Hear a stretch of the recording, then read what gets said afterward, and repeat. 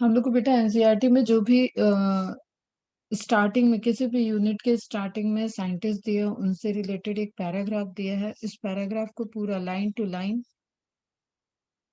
Read करना है, ठीक है। जैसे रामाचंद्रन जी के बारे में दिया है तो you have to go through once, ठीक है। 1 से 2 बार तुम लोग इसको पढ़ोगे। इनका जो सबसे बेस्ट डिस्कवरी, मतलब सबसे ज्यादा इनको जो जाना जाता है, that is about the Ramachandran plot, जो कि प्रोटीन का सेकेंडरी अल्फा और beta helix, alpha and beta pleated sheet जो स्ट्रक्चर था उसकी, ओके बेटा, ठीक है, उसके स्ट्रक्चर की एक प्रिडिक्शन के लिए, जैसे हम लोग बायो इन्फॉर्मेटिक्स में प्रोटीन के शेप और को डिसाइड करते हैं, स्ट्रक्चर को डिसाइड करते हैं, तो वहां पे रामाचंद्रन प्लॉट का सॉफ्टवेयर आ चुका है, ठीक है। तो आप सीक्वेंस ऐड करोगे, वो आपको प्लॉटिंग करके दे देगा कि उस सीक्वेंस की कितनी प्रोबेबिलिटी है अल्फा हेलिक्स होने के लिए, बीटा प्लेटेड शीट होने के लिए, एंड अदर अदर जो उसके एंगल्स वगैरह आते हैं, सारा चीज कैलकुलेटेड वे में दे देता है। तो आप फर्स्ट ऑफ ऑल यहाँ से आप पूरा इनके बारे में एक बार रीड कर लोगे।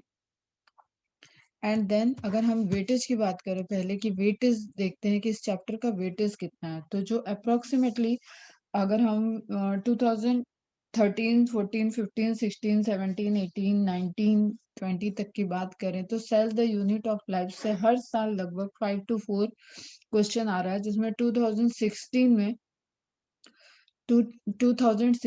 में आए थे 9 एमसीक्यूज, यहाँ से 15 में आए थे 7 एमसीक्यूज, एंड 19 में आए 5, 18 में आए 4। इस तरीके से एक पैरामीटर आपको दिख रहा है, जो सेट पैरामीटर्स हैं कि यहाँ से रिपीटेडली 5, 6, 4, 9, 7 इस तरीके के फिगर में क्वेश्चंस पूछे जाते हैं।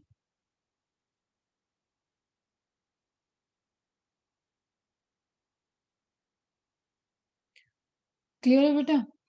इस तरीके की एक रेंज ऑफ क्वेश्चंस यहाँ से कवर होंगे, जिसमें आपको डिवाइड करके रखना है कि कुछ हिस्टोरिकल पॉइंट से एक क्वेश्चन आ सकता है, हिस्टोरिकल एक क्वेश्चन आपको, वही हिस्टोरिकल में सेल थ्योरी सब आ जाएगा। सेल डिफरेंस की बात करें तो इसमें मतलब सेल डिफरेंस, साइज के रिस्पेक्ट में बात करें, शेप के रिस्पेक्ट में बात करें, प्रोकैरियोटिक यूकैरियोटिक की बात करें, and plant cell animal cell की बात करें, तो एक क्वेश्चन आपको यहां से पुट होगा। क्लियर? फिर आपको दो दो दो क्वेश्चंस आपको सेल ऑर्गेनेल से आ जाएंगे। प्रोबेबिलिटी की बात कर रहे हैं हम, सेल ऑर्गेनेल से रिलेटेड उनका फंक्शन, उनके अरेंजमेंट। अब ये क्वेश्चन आपका देखो फिजियोलॉजी से भी लिंक करता है एंड सेल चैप्टर से भी लिंक करता है, ठीक। लेकिन उस पर्टिकुलर ऑर्गेनल्स का फंक्शन, जैसे सपोज माइटोकॉन्ड्रिया, क्लोरोप्लास्ट, इससे रिलेटेड कोई फंक्शंस वगैरह क्वेश्चंस किए जा सकते हैं। फिर आपको nucleus, membrane, endomembrane system, nucleus, ठीक है, न्यूक्लियस के स्पेसिफिक अरेंजमेंट, क्रोमोसोम से रिलेटेड 2019 में क्वेश्चन आया था पी आर्म क्यू आर्म पे, तो क्रोमोसोम से रिलेटेड क्वेश्चन या न्यूक्लियर मेम्ब्रेन से रिलेटेड क्वेश्चन, ठीक है, जो न्यूक्लियर पोर का स्ट्रक्चर है उससे रिलेटेड क्वेश्चन। तो इस तरीके से आपको क्वेश्चन पुट होंगे एकदम डिफरेंट डिफरेंट पोर्शन से। क्लियर? फ्लैजेला और प्रोकैरियोटिक यूकैरियोटिक फ्लैजेला के डिफरेंस, इस तरीके से आपको एक फोकस्ड वे में आप यहाँ से क्वेश्चन पुट करने, क्योंकि डिटेल स्टडी हम लोगों ने रेगुलर क्लासेस में डिटेल स्टडी पूरी कर रखी है।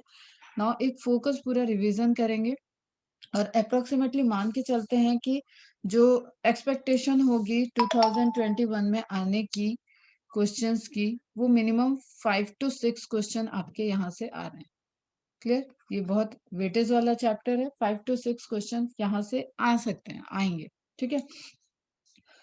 तो पहला पोर्शन यहाँ पे हम कुछ ज्यादा देर यहाँ पे नहीं रुकते हैं, सेल के बारे में है। क्या है सेल? तो इससे रिलेटेड साइंटिस्ट आपको फोकस करना है। ल्यूवेनहॉक का नेम, ल्यूवेनहॉक क्यों फेमस है, क्या है, फादर ऑफ माइक्रोबायोलॉजिस्ट क्यों बोला जाता है इनको, इनकी खुद की जो पूरी हिस्ट्री, मैंने स्टोरी बताई है कि इनका खुद का माइक्रोस्कोप इन्होंने डिजाइन किया था लेंसेज के कॉम्बिनेशन से, जिस वजह से उस वक्त के बहुत बहुत सारे माइक्रोस्कोपिक स्टडी में आपको स्पर्म की स्टडी, शेल का शेप, साइज, इसके स्टडी में आपको लिविंग सेल्स की स्टडी में एंटोनी वॉन लीवेनहॉक का नाम आता है, ठीक है। फिर रॉबर्ट हुक, जिन्होंने सेल को देखा था, सेल अवार्ड दिया था कॉर्क में।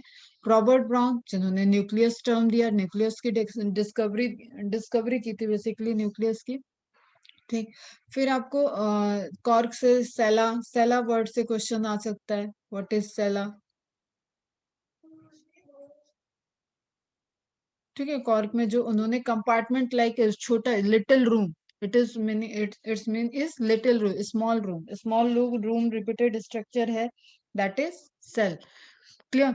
फिर उसके बाद आपका आ जाता है सेल थ्योरी। सेल थ्योरी से बहुत हिस्टोरिकल क्वेश्चन यहाँ से जो पूछे जाते हैं, रिपीटेड पूछे जाते हैं, एंड मैथ्यू सिल्डन एंड शॉन, इनसे रिलेटेड इंफॉर्मेशन, इवन ये कहाँ के हैं, किस फील्ड के हैं, ठीक है। ये सारे क्वेश्चंस पूछे और किस तरीके की स्टडी इन्होंने की थी। तो जैसा कि तुम लोग देख रहे हो कि अभी सेंटेंस बेस्ड क्वेश्चंस ज्यादा आ रहे हैं और उसी के चांसेस ज्यादा हैं, तो you should be attentive to go through each and every sentences, clear. और उस सेंटेंस से क्या क्वेश्चंस पुट हो सकता है, जैसे जस्ट सपोज यहाँ मैथ्यू सिल्डन का दिया जर्मन बॉटनिस्ट, तो वो जर्मन बॉटनिस्ट थे, ये तो कॉमन क्वेश्चन हो गया। Examine a large number of plants, अब इसमें से उनको उनको अगर 3-4 स्टेटमेंट बनाने होंगे रिलेटेड मैथ्यू सिल्डन एंड सॉन से, और उसमें से इनकरेक्ट आइडेंटिफाई करना होगा, तो आपको बहुत फोकस होकर देखना पड़ेगा कि क्या चीज इनकरेक्ट है, क्लियर।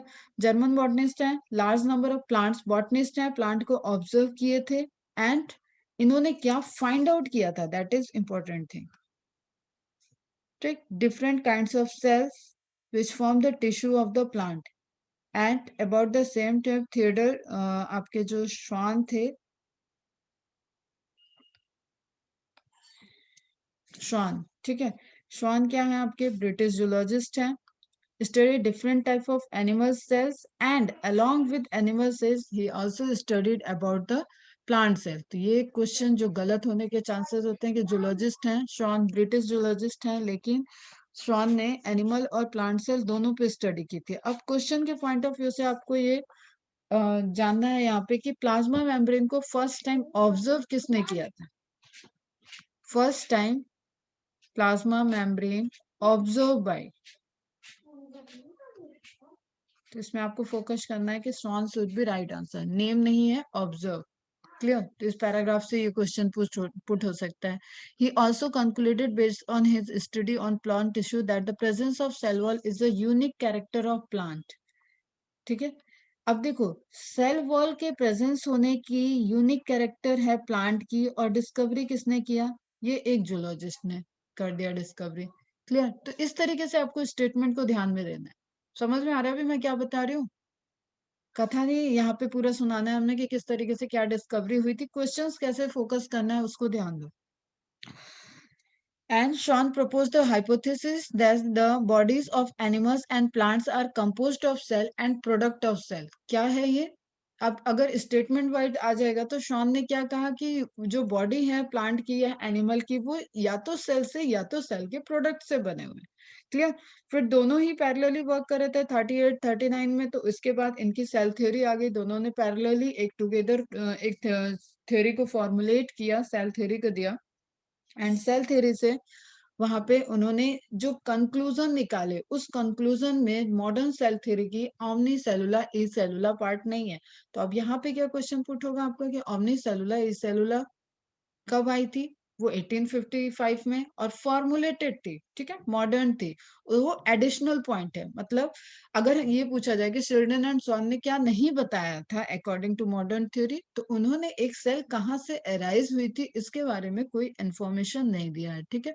टिश्यू सेल से, सेल के कंपोनेंट से बने हुए हैं, वहां पे एक बाउंड्री है, प्लाज्मा मेम्ब्रेन है, फिर एक बाउंड्री है, कवरिंग है, सेल वॉल है प्लांट के केस में, लेकिन no, they didn't inform anything about the existence of the cells, कि वो cells originate कहाँ से हुई थी। तो जब इसको रुडोल्फ विर्को ने 1955 में अप्रोक्सीमेट 16 इयर्स के बाद फिर से एक रीस्ट्रक्चर किया, तो उन्होंने ओमनी सेलुला ई सेलुला टर्म को दिया, क्लियर है, ठीक है। ये तो हम सिंपल तुम्हें एक पैराग्राफ एलाबोरेट करके बता रहे हैं कि किस तरीके से क्वेश्चन आएगा। अब हम लाइन बाय लाइन इस तरीके से नहीं बताएंगे, क्लियर है, ये चीज समझ में आई, कैसे पढ़ोगे, कैसे पढ़ोगे एनसीईआरटी को, सिर्फ आंख बंद करके एक एक लाइन नहीं बोलोगे, उस लाइन से रिलेटेड क्या क्या इंफॉर्मेशन क्रॉस हो सकती है वो सब। He modified the hypothesis of Selden-Schwann to give the cell theory a finer shape. Final shape किसने दिया? रुडोल्फ विर्को ने। क्या था मॉडिफाइड? उसमें प्री एग्जिस्टिंग सेल्स का फिनोमिना दिया गया कि जो सेल्स हैं वो प्री एग्जिस्टिंग सेल्स से बनी हुई हैं, ओमनी सेलुलर, ई सेलुलर। ठीक है बच्चे, तो ऐसे आप लोग एक एक लाइन बाय लाइन पढ़ोगे। अब हम थोड़ा सा फास्ट ले लेते हैं। ओवरव्यू। ओवरव्यू तो बस अब ओवरव्यू में आपको सेल की introduction, unicellular, multicellular, plant cell, animal cell, ठीक है, shape, size, differences, even microorganism से लेके मतलब माइकोप्लाज्मा में क्या है, वहां पे प्लाज्मा मेम्ब्रेन है। माइकोप्लाज्मा एक ऐसा मॉलिक्यूल है जिसके पास सेल वॉल नहीं होता है। बैक्टीरिया क्या है? बैक्टीरिया के पास सेल वॉल है। सेल वॉल किसकी बनी हुई है? पेप्टाइडोग्लाइकन की बनी हुई है। पेप्टाइडोग्लाइकन क्या है?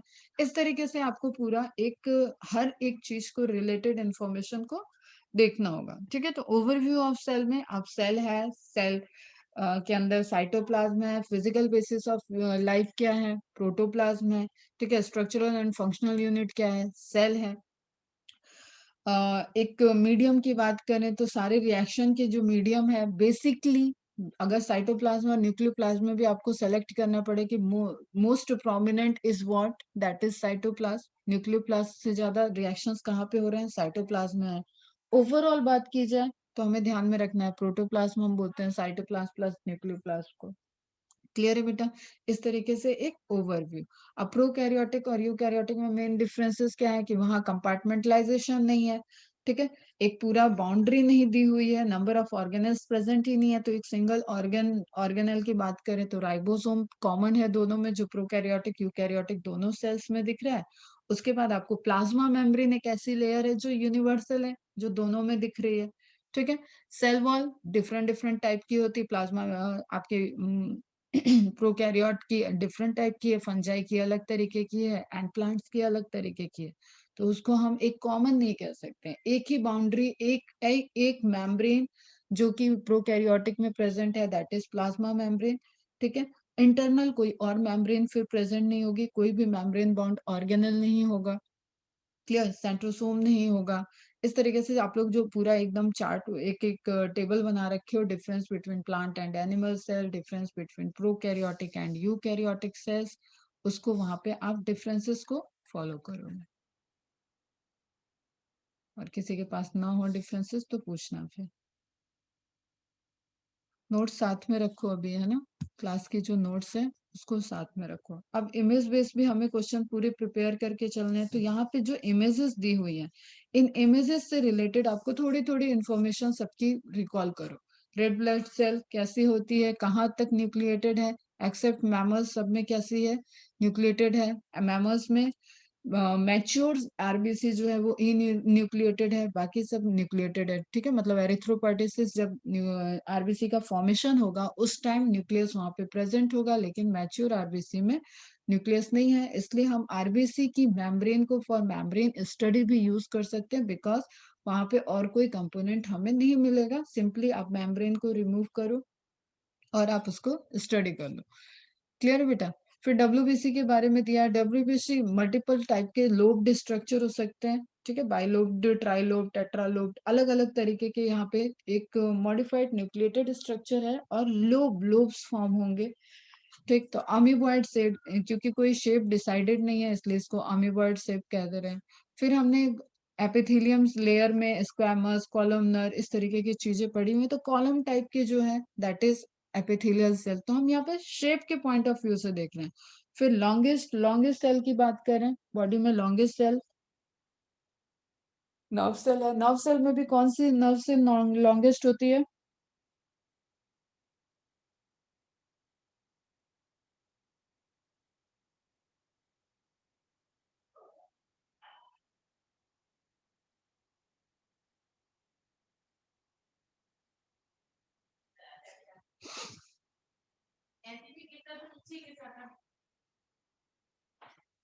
कहाँ चले गए सर? कौन सी सेल लॉन्गेस्ट होती है? स्मॉलेस्ट? माइकोप्लाज्मा, पीपीएलओ, एमएलओ, ठीक है, these are smallest and longest.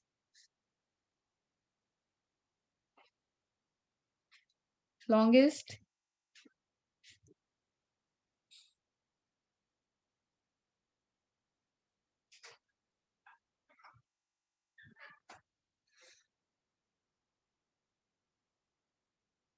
Nerve cell, nerve cell, nerve cell तो सामने दिया हुआ है, मैंने क्वेश्चन क्या पूछा, इसीलिए बोलती हूँ क्वेश्चन ध्यान से सुनो। मोटर न्यूरॉन्स, एनसीईआरटी को फोकस जरूर करना है, लेकिन जो एक्स्ट्रा पॉइंट्स पढ़ रखे हो वो भी ध्यान में रखो। सबसे लॉन्गेस्ट मोटर न्यूरॉन्स होती है, ठीक है। फिर ट्रैकेट के बारे में दिया हुआ है। फिर आपको मेसोफिल्स सेल्स दिख रही है जो क्लोरोप्लास्ट बेयरिंग है, फोटोसिंथेसिस में बहुत इंपॉर्टेंट रोल प्ले कर रही है। तो इस तरीके से आपको एक ओवरव्यू ऑफ सेल की there are different type of cells present inside a living organism if we talk about the eukaryotic और multicellular। मल्टीसेलुलर की बात करें तो एक ही बॉडी के अंदर हमें types of cells according to their differentiation, according to their structural and functional, जो उनका रोल है उसके अकॉर्डिंग वो डिफरेंट डिफरेंट टाइप के सेल हमारे बॉडी में या किसी भी लिविंग बॉडी में जब हम मल्टी सेलुलर ऑर्गेनिज की बात करते हैं वहां पे प्रेजेंट होती है। क्लियर? अब प्रोकैरियोटिक, यूकैरियोटिक, यहाँ पे आप वही coccus, bacillus, vibrio, staphylococcus, streptococcus, sarcina, इन सारे स्ट्रक्चर को, फिर जो फ्लैजिला का number of flagella, position of flagella कैसे प्रेजेंट है पूरे चारों तरफ है, तो पेरीट्राइकस, लोफोट्राइकस, एम्फीट्राइकस, इन सब चीजों को पूरा एक रिवीजन लोगे।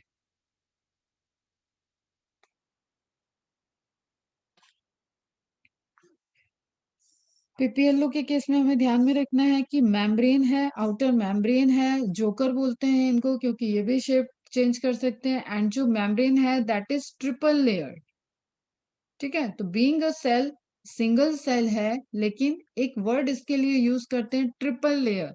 तो जब तक लेयर लेयर किसी टिश्यू के फॉर्मेशन से लेयर बनती है, ठीक है। लेकिन यहाँ पे प्लाज्मा मेम्ब्रेन का ही स्ट्रक्चर इस तरीके से आपको माइक्रोस्कोपिक दिखेगा कि वो 3 सेगमेंट में डिवाइड दिखेगी, that's why it is known as the triple layered outer plasma membrane. Clear? फिर shape, bacillus, coccus, vibrio, spirillum, spiral shape, and इनका नंबर किस तरीके से ये अरेंजमेंट है उसके बेसिस पे हम उनको स्टेफाइलो, स्ट्रेप्टो, सार्सिना इसमें डिवाइड करते हैं। क्या होता है ग्रेप्स, ग्रेप शेप में अगर हम एक बंच में बोले तो उसको क्या बोलेंगे, स्टेफाइलो या स्ट्रेप्टो? Bunch of cocci.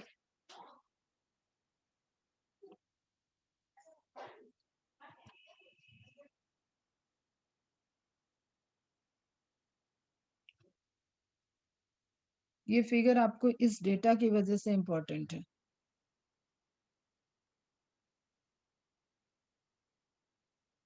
अच्छा, what is the requirement of a living, minimum requirement of a living organism? Minimum requirement of a living organism, किस केस में आप उसको लिविंग ऑर्गेनिज्म कह सकते हो?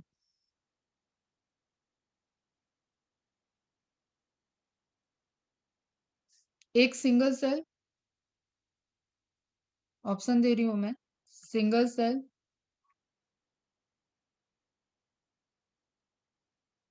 Nucleic acid, protoplasm, and functional protein.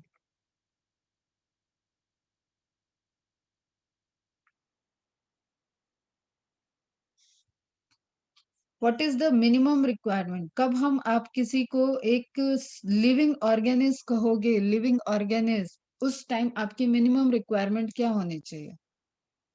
Protoplasm is physical basis of life. Questions को ध्यान से सुनो, समझो। ऑप्शंस मैंने दिए हैं, ये भी एक लिविंग की कैरेक्टरिस्टिक्स है, ये भी लिविंग की कैरेक्टरिस्टिक्स है, ये भी लिविंग की कैरेक्टरिस्टिक्स है, ये भी लिविंग की कैरेक्टरिस्टिक्स है, बट मिनिमम रिक्वायरमेंट आप कब किसी को एक लिविंग कहते हो, किसी ऑर्गेनिज्म कब कह रहे हो, कब एक लिविंग बोल रहे हो? What is the minimum requirement? It should be a single celled organism, ठीक है, it should be a single cell organism, इसलिए हम वायरस, विरियोट्स, प्रियॉन्स को अब तक क्लासिफाई नहीं कर पाए हैं। रिलेट करो हम क्या बोलना चाह रहे थे यहाँ, ठीक है। Protoplasm is a physical basis of life, living organism की फिजिकल बेसिस है। न्यूक्लिक एसिड पूरी जेनेटिक इंफॉर्मेशन को कैरी कर रहे हैं, सारी प्रोसेस आपके प्रोटोप्लाज्म में हो रही है। Functional protein important structural and functional enzymatic role play कर रहे हैं, but still a minimum requirement कि आप किसी को लिविंग ऑर्गेनिज्म कहोगे, इट्स मिनिमम उसको एक सिंगल सेल स्ट्रक्चर होगा, ठीक है। और उस सिंगल सेल स्ट्रक्चर होने के लिए उसको न्यूक्लिक एसिड, प्रोटीन, ठीक है, प्रोटोप्लाज्म, प्लाज्मा मेम्ब्रेन, ये सारी चीजें जब सिंगली अरेंज्ड होंगी तभी हम उसको क्लासिफाई करेंगे। तो वायरसेस, वेरियोर्स एंड प्रियॉन से रिलेटेड आपको क्वेश्चंस आएगा, तो functional protein, functional nucleic material उसमें प्रेजेंट होगा। स्ट्रक्चर, होस्ट बॉडी, वायरसेस की बात करें तो प्रोटीन का capsid and genetic material present है, लेकिन वो होस्ट के अंदर जाने के बाद एक्टिव होगा, तो that is also non non living के कैटेगरी में आ जाते हैं, लिंकिंग के बिटवीन लिंकिंग में आ जाते हैं, और उनको अलग अलग लिविंग की कैरेक्टरिस्टिक्स एंड नॉन लिविंग अलग अलग पढ़ते हैं। मैं क्या कह रही थी, यहाँ पे आपको साइज इंपॉर्टेंट है इस इमेज से, ठीक है, ये जो पैरामीटर दिए हुए। फिर आपको टिपिकल यूकैरियोटिक सेल्स दिख रही है। अब यूकैरियोटिक सेल्स में आपको प्लांट सेल, एनिमल सेल का बहुत बेसिक सा डिफरेंस, माइक्रोविलाई किसमें प्रेजेंट होते हैं, प्लाज्मोडेस्माटा किसमें प्रेजेंट होता है, ठीक है, सेल वॉल कहाँ प्रेजेंट है वो तो पूछेगा भी नहीं क्योंकि इजी है। टोनोप्लास्ट के बारे में पूछ सकता है, tonoplast is a characteristic of plant cell. फिर plasmodesmata plant cell, animal cell में डेस्मोसोम्स क्या होंगे, डेस्मोसोम्स नहीं, एनिमल सेल में क्या बोलते हैं कनेक्टिंग को,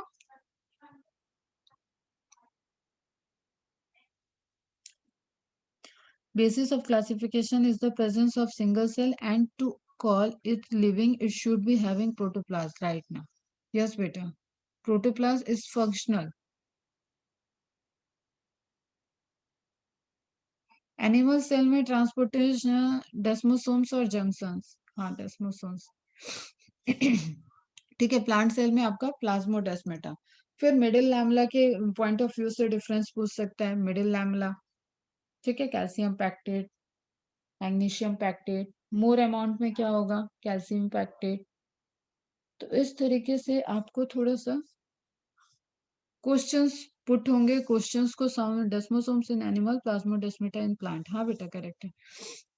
फिर अगर हम बात करें, कुछ ऐसा छूट रहा है क्या जो देखना चाहिए, एक मिनट रुको।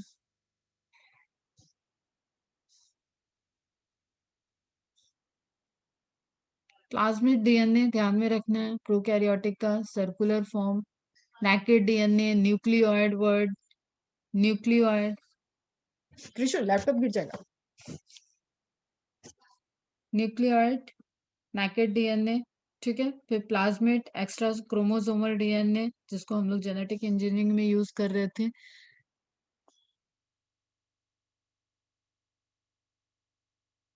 राइबोसोम, कॉमन कॉमन आप अगर ऑर्गेनल की बात करें तो दोनों में कॉमन ऑर्गेनल क्या है, राइबोसोम 70s 80s, ठीक है। इंक्लूजन्स, इंक्लूजन्स क्या होते हैं, जैसे मीजोसोम्स हो गए, ठीक है, फोल्डिंग, फोल्डिंग, और फिर वो अगर कुछ स्टोर कर रहे हैं फूड मटेरियल को, वो कर रहे हैं कि स्टोर कर रहे हैं, इंक्लूजन्स बॉडी में कन्वर्ट हो गए, तो वो नॉन लिविंग कैरेक्टरिस्टिक हो जाएंगे कि वो क्या स्टोर किया उसके अकॉर्डिंग उसका फिर लेबलिंग होगा। Specialized differentiated form of cell membrane called mesosome is the characteristic of prokaryotic. They are essentially unfolding of the cell membrane. ये सब छोड़ो, इसमें तो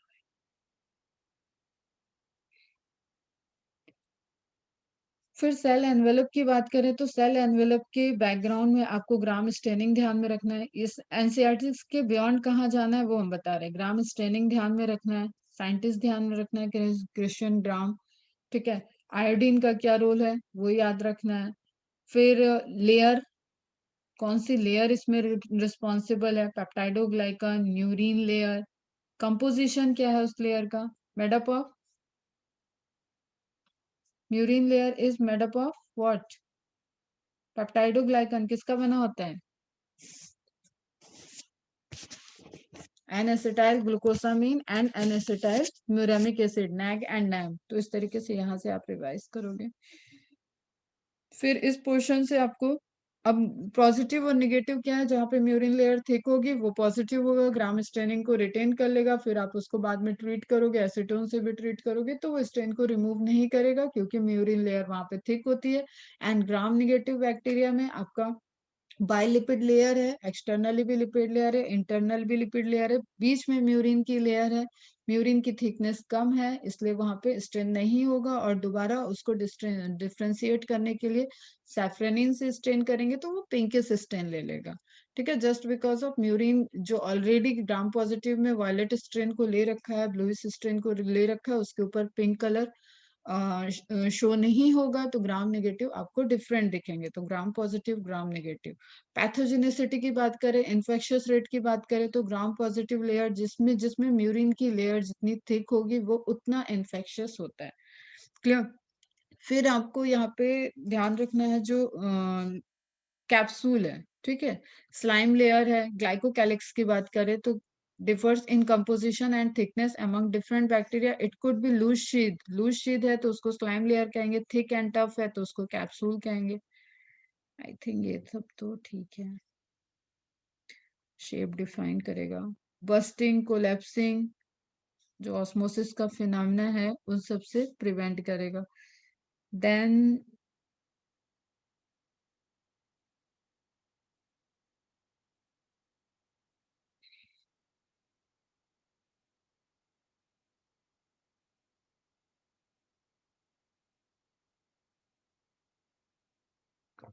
मेसोसोम का प्राइमरी फंक्शन तो रेस्पिरेशन वाला हो गया। सेकेंडरी फंक्शन, जब वो आपको सेल, एक यहाँ पे ध्यान में रखना, जब मल्टीप्लिकेशन करेगा, जब कोई प्रोकैरियोटिक सेल मल्टीप्लिकेशन करेगा तो उसको जो जैसे सेल डिवीजन में फरो बन रहा है उसी तरीके का फरो का फॉर्मेशन, ठीक है, एक डेप्थ तक सेप्टा का फॉर्मेशन करने में भी मेसोसोम्स रोल प्ले करेंगे, इंपॉर्टेंट रोल प्ले करेंगे। Clear? these extensions are form of vesicle, tubules and lamellae। flattened structure होगा तो lamellae, ट्यूब फॉर्म में होगा तो tubules, and vesicles स्ट्रक्चर में, spherical स्ट्रक्चर में फॉर्म होगा, then that is vesicle। हाँ, मेसोसोम सरफेस एरिया को इंक्रीज करेगा।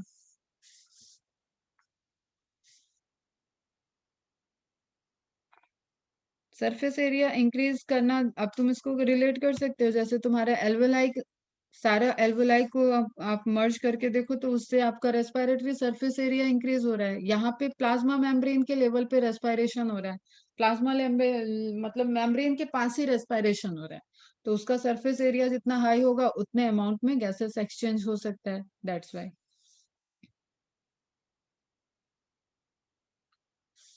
सेलुलर रेस्पिरेशन नहीं कह सकते इसको बेटा, सेल के अंदर it is a membranal respiration.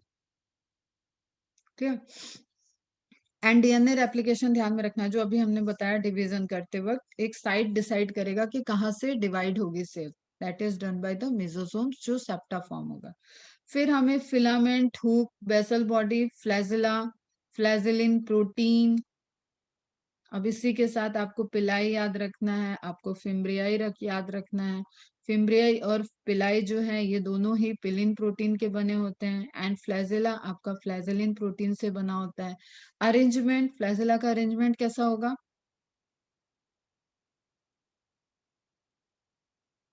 Basal body वो स्ट्रक्चर जहां से आपका हुक अटैच्ड होगा और फिलामेंट को वो ज्वाइंट करेगा, ठीक है, तो ये इनसाइड द सेल आपका इस तरीके से होगा, ऊपर वाला स्ट्रक्चर पूरा फिलामेंट रहेगा, and this is hook and this is basal body, जो इनकॉर्पोरेटेड रहेगा साइटोप्लाज्म में, ठीक है, जो सेल मेम्ब्रेन से अंदर की तरफ होगा that will be hook, basal body. ठीक है, तो जैसे ओरिजिनेट होता है उसके अकॉर्डिंग आपको स्ट्रक्चर ध्यान में रखना है। और एक जो पॉइंट आपको ध्यान में रखना है कि this is outgrowth of plasma membrane, just because of यहाँ से कोई चीज निकल रही है और बाहर एक बाउंड्री है, उस बाउंड्री को ऊपर लेके कवर करते हुए निकलेगी। जैसे आप ग्लव्स में अगर हाथ डाल रहे हो तो आपका फिंगर जो है वो ग्लव्स के अंदर जा रहा है, सेम वे में अगर वो ग्लव्स शेप नहीं होता, वो एक इलास्टिक तरीके से होता, तो वो आपके जो आप शेप अंदर डाल रहे हो, जैसे किसी प्लास्टिक के अंदर, प्लास्टिक बैग के अंदर बॉल डालो तो वो बॉल के शेप का ले लेगा, आप स्क्वायर डालो तो स्क्वायर के शेप ले लेगा। उसी के अकॉर्डिंग एक क्वेश्चन आ जाता है कि आउटर बाउंड्री जो होगी फ्लैजिला की, पिलाई की या फिम्ब्रियाई की, वो क्या होगी? तो that will B plasma membrane. वहां पे भी जो स्ट्रक्चर होगा वो प्लाज्मा मेम्ब्रेन होगा। क्लियर है? ठीक है, फिर according to their function, flagella movement में, पिलाई आपका कॉन्जुगेशन में, जो आपका रिप्रोडक्शन हो रहा है सेक्सुअल मोड का, उसमें हेल्प करता है, एंड फिम्ब्रियाई आपको एडेरेंस के लिए, अटैचमेंट के लिए रोल प्ले कर रहा है। राइबोसोम्स, इंक्लूजन बॉडी, राइबोसोम्स के लिए तो हमें ध्यान में रखना है कि दोनों में कॉमन है, प्रोकैरियोटिक यूकैरियोटिक में cell organelles and membrane less cell organelle है ये, इसके पास भी कोई मेम्ब्रेन नहीं होती, इसलिए मैंने बोला प्रोकैरियोटिक के इंटरनली कोई भी मेम्ब्रेन प्रेजेंट नहीं होगी। ठीक, प्रोकैरियोटिक के केस में हमें एक स्ट्रक्चर दिखता है पॉलीराइबोसोम। इट मीन्स कि एक एमआरएनए पे कई सारे 70s ribosome, 50 + 30 70s ribosome attached हो, और ये एक हर एक जगह पे आपकी प्रोटीन सिंथेसिस चल रही है, इस तरीके के स्ट्रक्चर को बोलते हैं पॉलीराइबोसोम्स। क्लियर?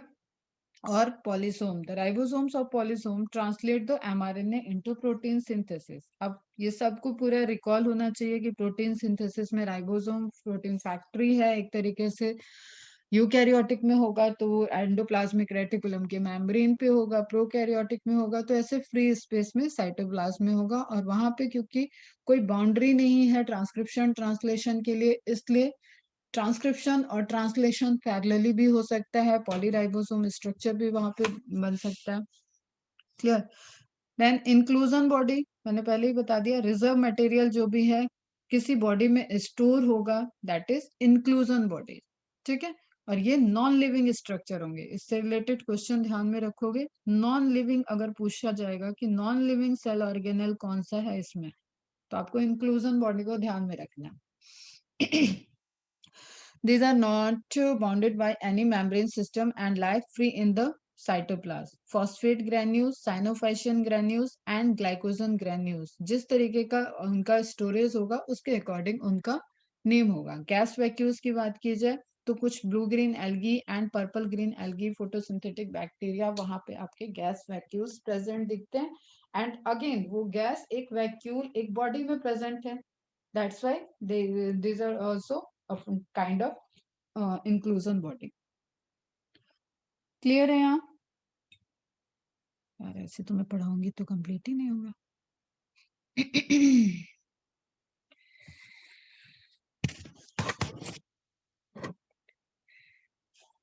अब यूकैरियोटिक सेल की बात करें तो वही बेसिक डिफरेंसेस हैं, और उसके बाद आपका यूकैरियोटिक में प्लांट और एनिमल सेल का डिफरेंस क्या कैरेक्टरिस्टिक्स हैं, कैसे आप आइडेंटिफाई करोगे। सेंट्रल वैक्यूल के अंदर जो लिक्विड प्रेजेंट है दैट इज लिविंग और नॉन लिविंग क्या होगा। What is the difference between protoplasm and cell cell?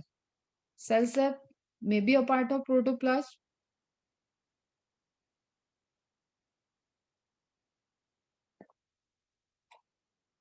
Cell sap को हम लोग प्रोटोप्लाज्म का पार्ट कह सकते हैं क्या?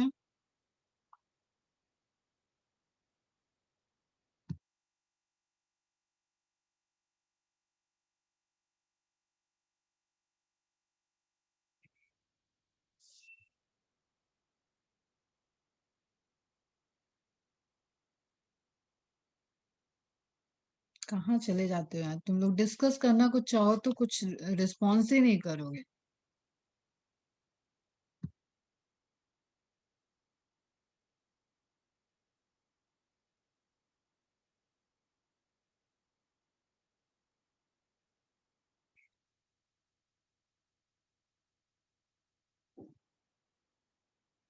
फिजिकल रोल जो है सेल सेप का, वो ऑस्मोसिस में, प्रेशर में, टारगेट प्रेशर, इन सब चीजों को ऑस्मो रेगुलेशन करने में रोल प्ले कर रहा है, but actually cell sap is non living material.